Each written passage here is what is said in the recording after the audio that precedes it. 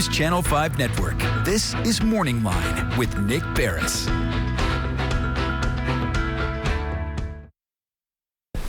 Hi, good morning, everyone. Thanks for joining us on a Morning Line. Nick Barris here on a Monday. How are you doing? This is live and direct to you this morning, and I hope you had a good weekend. We're all getting back in the swing of things after, I don't know if you're a football fan or not, but we all know what happened with the Titans. It was crazy, disappointing.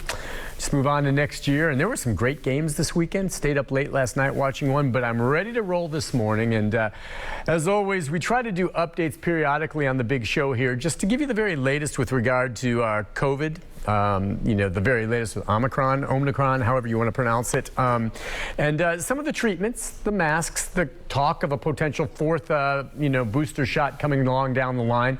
We'll get into all of that. And if you have any questions on just the very latest, we've got a wonderful guest who's been coming on from the very beginning with us from over at Meharry, and that's Dr. Calvin Smith. He's here today by Zoom. Good morning to you, Dr. Smith. How are you? Good morning, Nick. I'm doing well. Good to see your face, man. It's good to see you. Boy, I mean, it's been a while. Happy New Year. You're back with us now in the new year, 2022. And I don't know. Let me get from you just right off the top. As we sit here today, what do you think are you dealing with the most with regard to COVID as we move forward? Right now, what's the biggest issue in your mind? So Omicron is everywhere. Mm-hmm. It is literally everywhere. And if you hadn't had a personal dealing with COVID prior to this, you more than likely had some kind of personal dealing with it through Omicron. It is so contagious. I don't think we've seen anything like this since back before we were controlling the measles. Okay, it is everywhere. And is it safe to say, and I guess you're vaxxed, you're boosted, so am I, as you know. We both live our lives and we will go places. I don't stay locked up. I've been to restaurants. I've been to football games. Is it safe to say that at some point we're all just going to get it? I mean, that doesn't mean drop all caution and stop wearing masks in situations, but at some point, I mean, we're all going to probably get access to it. It seems that way, Nick. Unfortunately, I'm a big meme guy. There's this meme going around about The Walking Dead and like how by the end there were only so many people that weren't exposed, and it just feels that way. I really do think that in spite of the vaccinations, in spite of the boosters, this virus is finding a way to infect people. And thank goodness for the viruses and thank goodness for the boosters, because the numbers now more than ever are showing how clearly being vaccinated helps you stay out of the hospital and stay alive. Yeah, for sure. So Omicron really, seems to me like those who I've talked to have had it. It kind of runs the gamut, but if you're vaccinated and if you're in good health and seems like if you do get it, you're dealing with kind of the nasty symptoms you would have had if before this pandemic even hit, you got the flu. Is that fair to say? I mean, and the flu is, no small potatoes. You feel lousy with the flu for sometimes up to 2 weeks. But is that about what it looks like for this Omicron? Yeah, that seems to be about it. And, Nick, it's funny. Initially, I bristled at the comparisons to the flu and COVID. But ideally, this is kind of what you want.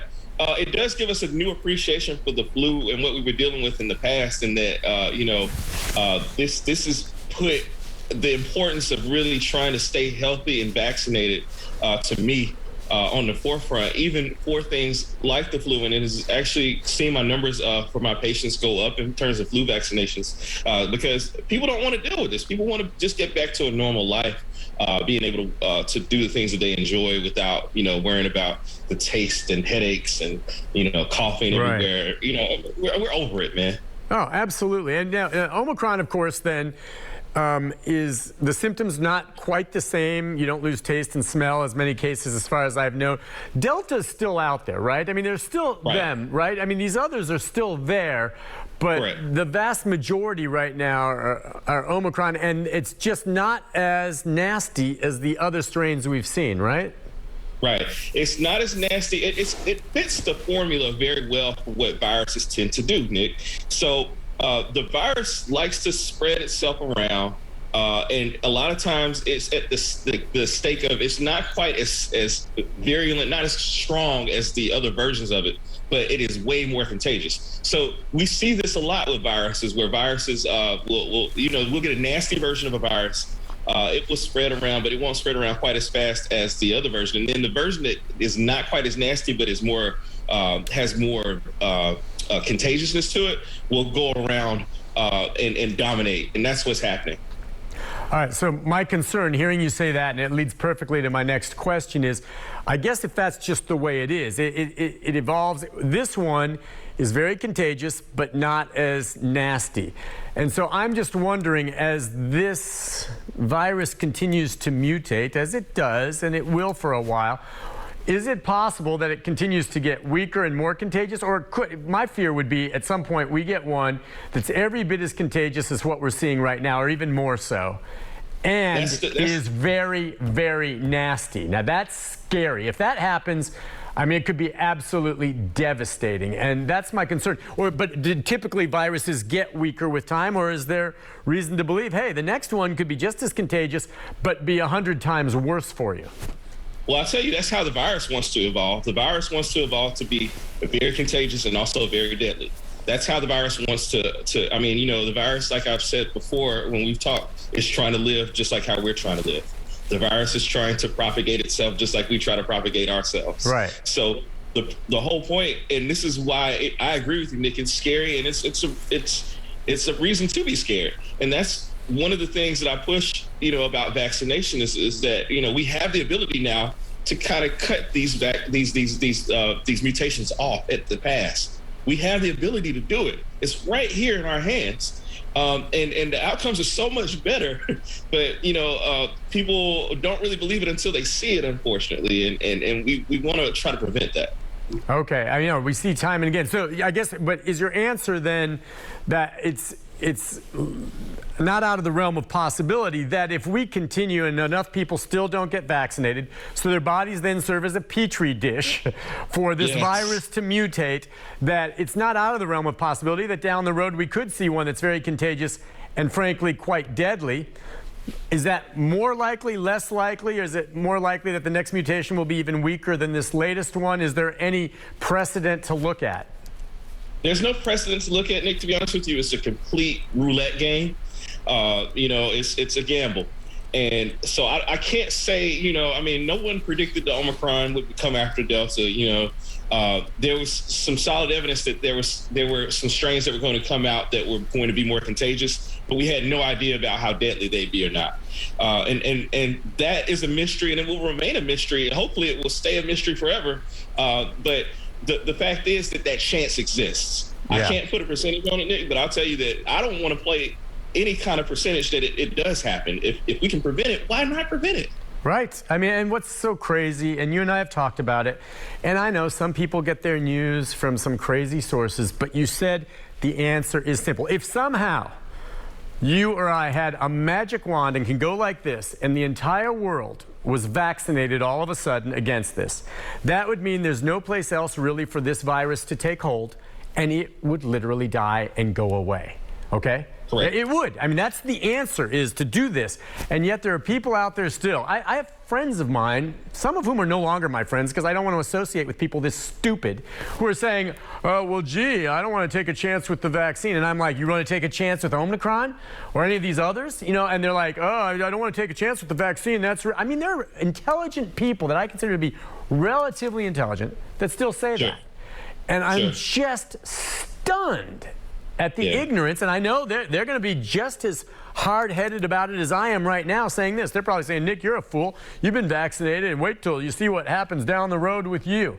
And I'm like, well, I'm going to take that chance because that's a much better chance than me getting one, without being vaccinated, the illness itself. And it's like it just goes in one ear and out the other for them. I just don't understand it. Well, Nick, I'll say this. The counter message out here is delivered in such a compelling way. It's delivered in a way that's accessible.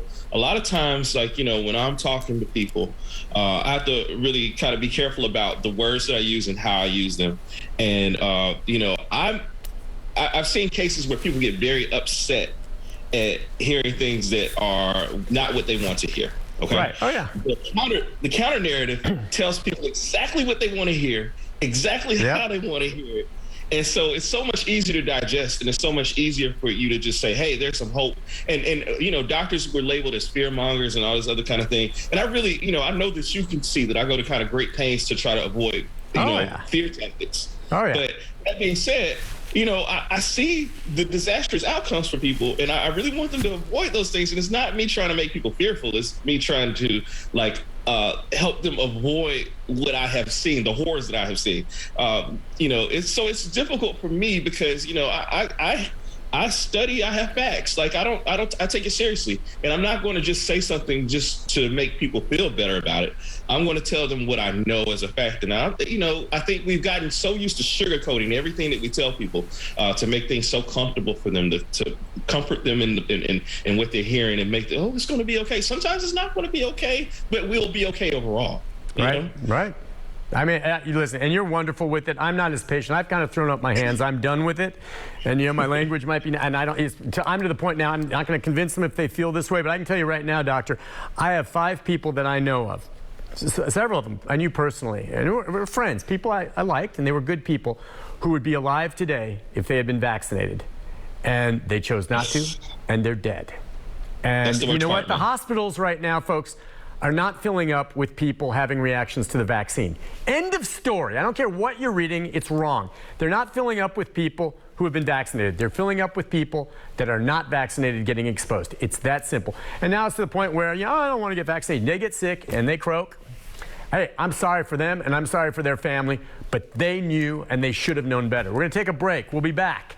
Your phone calls, more with the doctor right after this.